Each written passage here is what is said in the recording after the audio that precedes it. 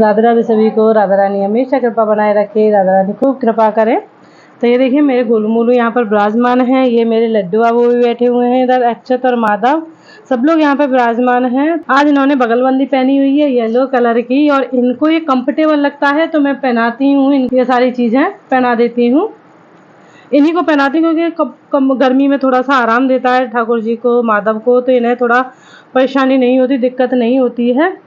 और ये माला भी मैंने इनको इस बगलबंदी पे मैं ये वाली माला ही धारण कराती हूँ इनको, क्योंकि इससे गर्मी में दिक्कत भी नहीं होती। मैंने भी यही धारण कर रखी, कुछ और नहीं ज़्यादा पहना है, तुलसी माला ही धारण करवाती हूँ। और हमारे गोलू मोलू सभी रेडी होके बैठे हैं। अब ये देखिए ये है हमारा, ये दोनों मैं लेकर के आई थी इनके लिए। इसमें कुछ मैंने रखे हैं सूखे मेवे, ड्राई फ्रूट्स रखे हुए हैं, क्योंकि ये होता है वंटा भोग, इसे कहते हैं वंटा भोग। ये रात में ठाकुर जी के लिए रखा जाता है। इसमें मैं ये होती है जलझारी, ये जलझारी है, और इन दोनों को मैं रात में ठाकुर जी के सामने रखती हूँ भोग के लिए रखती हूँ। क्योंकि रात में जब भी ठाकुर जी को भूख लगे या फिर इनको प्यास लगे तो ठाकुर जी को दिक्कत ना हो, इसमें से ये ग्रहण कर सकते हैं। ये बंटा भोग के नाम से जाना जाता है। ये रात में ही ठाकुर जी के लिए रखा जाता है। और अब आ गया है इनके लिए दूध का भोग। अब ये लगाएंगे दूध का भोग, और अब थोड़ी देर में ये रेस्ट करेंगे। तो दूध का भोग लगाने के बाद इसे हम जलझारी को और वंटा भोग को हमेशा रात में रखती हूँ। मैं उस दिन शॉपिंग करने गई थी, उसी दिन मैं इसको लेकर के आई थी, वंटा भोग और जलझारी। और उस दिन मैं दिखा नहीं पाई थी आपको, अलग रख दिए थे मैंने इसलिए।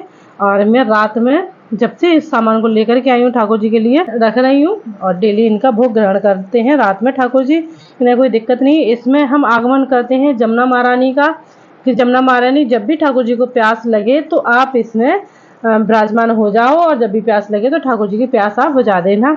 बंटा भोग इसमें रखा हुआ है, तो इसमें हम यशोदा मैया का आवाहन करते हैं। यशोदा मैया, आप जब भी ठाकुर जी को भूख लगे तो यशोदा मैया इसमें से भोग लगा सकती हैं। तो ये चीज़ें हमारी ठाकुर जी के लिए बहुत ज़्यादा ज़रूरी हैं, तो मैं इनके लिए स्पेशल लेकर के आई हूँ, जिससे कि ठाकुर जी को कोई परेशानी ना हो।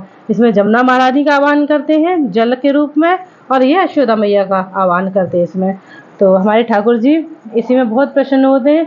बाकी रही इनकी लीला की बात, बहुत सारी लीला ऐसी करते हैं, ये काफ़ी लीलाएँ हैं। कुछ साक्षात हैं, कुछ साक्षात नहीं हैं, सामने आती हैं, कुछ हम दिखा सकते हैं, कुछ नहीं दिखा सकते हैं। जब भी ये आते हैं दर्शन देने तो कभी इनका मुकुट अलग होता है, कभी मुकुट लगा के आते हैं, धारण करके आते हैं, मोर पंख को लगा के आते हैं। मोर पंख इनके साइड में ही रहते हैं हमेशा, और ऐसी ही लीला करते रहते हैं कि एक लीला उसमें से रिकॉर्ड हो गई है, और इनको पता था कि कैमरा ऑन है हमारा, तो उनमें रिकॉर्ड हो गई है। वो क्लिप में आगे इस वीडियो में दिखाऊंगी, आपको दिखाती हूँ अभी। जो बहुत ही अच्छी लीला इन्होंने साक्षात की थी, और मुझे बहुत अच्छा लगा उस दिन। लगता है जब भी लीला करते तो बहुत अच्छा लगता है मुझे। तो देखिए ये इनके हाथ में पड़ी हुई थी माला, ये इन्होंने अलग चमत्कार किया है मेरे लाला ने। इनके हाथ में मैंने, जैसे मेरे हाथ में पड़ी हुई है ना, ऐसे ही इनके हाथ में डाली थी मैंने, और पता नहीं कैसे क्या हुआ, ये मेरे हाथ पे आ गई है अपने आप। ये ऐसा बोल रही हूँ, ये मेरे हाथ में जैसे मैंने इनके डाली थी ये ऐसे ही मेरे हाथ में आ गई। ये देखिए ये चमत्कार डेली करते हैं मेरे लाला मेरे साथ। बहुत अच्छा लगता है मुझे, मेरा तोता मुझे बहुत अच्छा लगता है, मेरा कन्हैया माधव। ऐसे ही मैंने डाली थी, ऐसे ही मेरे हाथ पे ये आ गई है माला। तो मैं एक और लीला के बारे में सभी भक्तों को बताना चाहती हूँ। मुझे अच्छा लगता है ठाकुर जी के बारे में कुछ लीलाओं को बताना, कुछ लीलाएं दिखाना इनकी बहुत अच्छा लगता है। ठाकुर जी भी कभी कभी मुझे भावना देते हैं, प्रेरित करते हैं कि मैं इन लीलाओं को आपको बताऊं। जब भी मुझे कोई भी लीला, दिव्य लीला इनकी दिखाई देती है तो मैं ज़रूर आपके साथ शेयर करती हूँ, क्योंकि मुझे ठाकुर जी की प्रेरणा होती है, इस वजह से मैं कर लेती हूँ।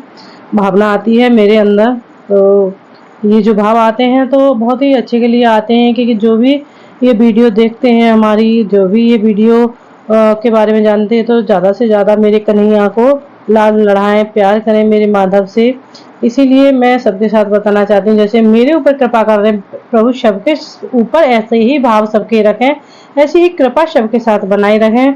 तो एक लीला इन्होंने बहुत सुंदर सी मेरे साथ की है, जो मैं बताती हूँ। जैसे कि मैं एक मंदिर में हूँ और राधा नाम जप कर रही हूँ, जो बहुत ही अच्छे तरीके से मैं राधा नाम जप कर रही थी, बहुत ही ध्यान मग्न थी। लेकिन इसी बीच लाला और लाडली जो आ जाते हैं मेरे पास, और मैं लाडली जी को इतना लाड लड़ाती हूँ बहुत ज़्यादा।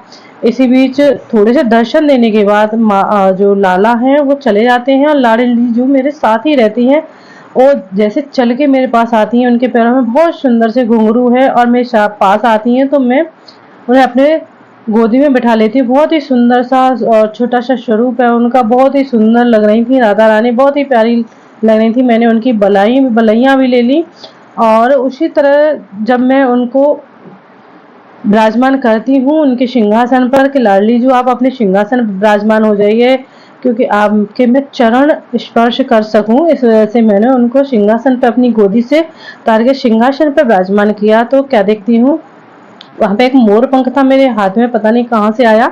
मोर पंख मेरे हाथ में अचानक से आता है और वो मैं, क्योंकि लाला तो वहां था नहीं, और वो मैं मोर पंख लाडली जू के शीश पे धारण करवाती हूँ। लाडली जी को शीश पे जैसे ही मैं धारण करवाती हूँ तो लाडली जी वहां से चली जाती है और वहां पर लाला प्रकट हो जाते हैं और उनके शीश पर वो धारण हो जाता है लाडली जू, और लाला के साक्षात मुझे दर्शन होते हैं कि ये तो मेरे लाला हैं और लाडली जू और लाला दोनों ही हैं, और वो उनके शीश पे धारण हो जाते हैं। और फिर मैं कहती हूँ तो मैं लाडली जू के रख रही थी, तो मैंने उनके हटा के मैंने लाडली जू के फिर से वो मोर पंख रखा, और जैसे ही वो मोर पंख रखा मैंने, तो फिर से वो वही लीला द्वारा होती है कि लाला के शीश पर वो मुकुट पे चढ़ा जाता है। मैं कहती हूँ लाला ये क्या कर रहा है, क्या शरारत है, क्या शैतानी है तेरी लाला कि तू अपने शीश पर ये चीज ले लेता है। ये मोर पंख मैं लाडली जू के लगा रही हूँ, मुझे लाडली जू के लगाना है, तू क्यों बीच में ये अपना मोर पंख मेरे हाथ से ले जाता है। कि तभी लाला बोलते हैं कि मैं नहीं भैया, ये मोरपंख मेरा है, मुझे दे दो, मोरपंख तो मैं अपने शीश पर धारण करता हूँ, मुझे दे दो। मैंने कहा नहीं, ये राधा रानी के लिए लाई हूँ मैं, तुम्हारे लिए मैं दूसरा लेकर के आऊंगी, तो आप परेशान मत हो लाला, और मैं तुम्हारे लिए दूसरा लेकर के आऊंगी, उसे आपके शीश पर भी धारण करूंगी। लेकिन लाला नहीं मानते और जिद करते हैं। तभी लाडली जू भी वहां पर प्रकट होती हैं और कहती हैं कि नहीं नहीं सखी, आप लाला को ही दे दीजिए, मैं राधा रानी को सखी रूप में, एक विपुत्री रूप में, एक सर्वेश्वरी के रूप में भी ध्यान करती हूँ उनका कि ये मेरी सर्वेश्वरी है, मेरी सखी भी है और ये मेरी पुत्री भी है। सब रूपों में मैं उनका ध्यान जब करती हूँ तो लाडली जू मेरे साथ सारी लीलाएं करती हैं और बहुत अच्छा आनंद देती हैं मुझे, और लाला को भी आनंद देने में बहुत अच्छा लगता है। मैं जब जब इनका ध्यान करती हूँ तो कोई ना कोई लीला मेरे साथ होती ही रहती है। ये कोई कहने या दिखाने की बातें नहीं है, मैं जो मेरे साथ घटित होता है वही मैं आपके साथ बताती हूँ, आपसे आपके सामने रखती हूँ।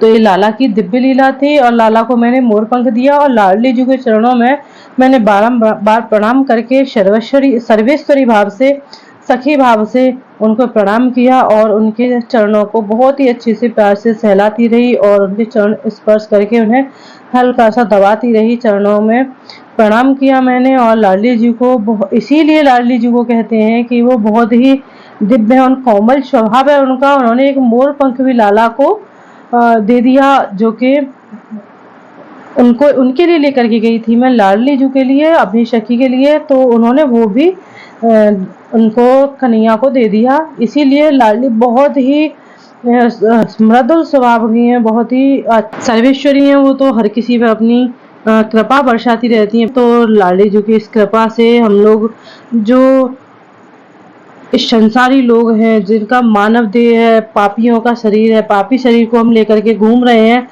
उस देह पर भी लाडली जी इतनी कृपा करती हैं, वो हम लोग इस लायक नहीं है जितनी लाडली जी कृपा करती हैं और साक्षात हमारे साथ ये दिव्य लीलाएं करती है। इस बार मैं सो नहीं रही थी, मैं राधा रानी के ध्यान में थी।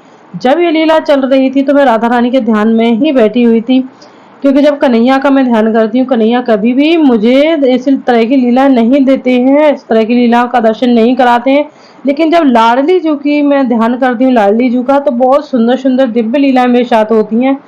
उनमें से काफ़ी लीलाएं मैं बताना चाहती हूँ लेकिन उसे समझ में नहीं आता मैं कैसे बताऊँ। बहुत ही ज़्यादा दिव्य लीला थी, जहाँ मुझे साक्षात पहली बार राधा रानी ने मुझे दर्शन दिए थे। उस दिन के बाद जब भी मैं ध्यान में जाती हूँ, राधा रानी मुझे दर्शन जरूर देती हैं और अपनी दिव्य लीलाओं का आनंद भी प्रदान करती हैं। ऐसी महारानी बरसाने वाली ठाकुरानी का मैं बारंबार प्रणाम करती हूँ, ठाकुरानी को, अपनी सखी को, अपनी प्रिय पुत्री को, अपनी सर्वेश्वरी को, लाडली जू को मैं बारंबार प्रणाम करती हूँ।